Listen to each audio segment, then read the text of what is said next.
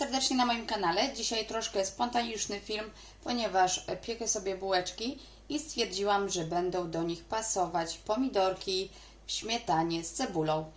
Banalnie prosta sałatka, którą przyrządzałam już w dzieciństwie jako mała dziewczynka. I dzisiaj pokażę Wam, jak ją przyrządzić. Sałatka jest tania i nie wymaga wielu składników. Będziemy potrzebować dojrzałe pomidorki, jedną cebulkę i śmietanę. I to są takie trzy główne składniki. Do tego użyję pieprzu i soli. Zamiast śmietany również możesz użyć jogurtu naturalnego. Cebulę kroję na pół i w kostkę. Możesz również pokroić w piórka.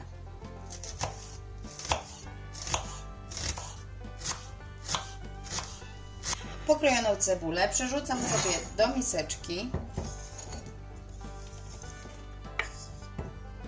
i posypuję ją dość sporą ilością soli, tak by cebula puściła sok. Wtedy ona nie będzie aż taka ostra, piekąca w smaku. Cebulę z solą mieszam i odstawiam na kilka minut. Po kilku minutach cebula już powinna być gotowa. Jest taka błyszcząca, nie wiem czy widzicie. Puściła sok, więc mogę kroić pomidorki. Pomidory kroję na dość duże kawałki. Tylko wycinam tą część, gdzie była szypułka. Ona jest twarda. I dobrze by było, jakby te pomidory były soczyste. Pomidory kroję na takie łódeczki. I dodaję do cebuli. Mam takiego dużego pomidora, użyję tylko pół. Resztę zostawię sobie na śniadanie.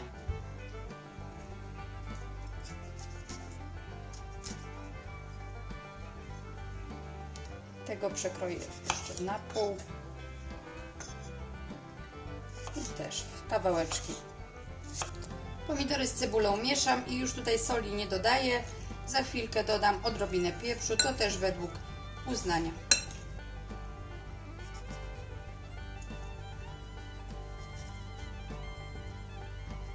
Ta sałatka już puściła dużo takich soków, które właśnie fajnie połączą się z tą śmietaną i będzie tak jakby w sosie.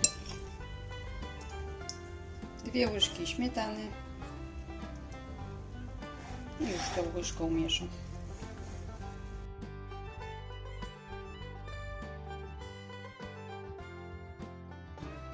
Taką sałatkę odstawiam na kilka minut do lodówki, by smaki się przegryzły, połączyły i będę mogła konsumować.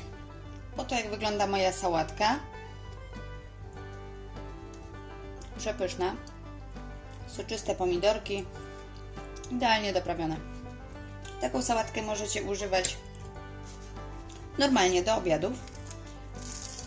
Dzisiaj u mnie będzie pełnić formę przekąski, a raczej takiej zachcianki. Polecam Wam serdecznie i dziękuję za oglądanie.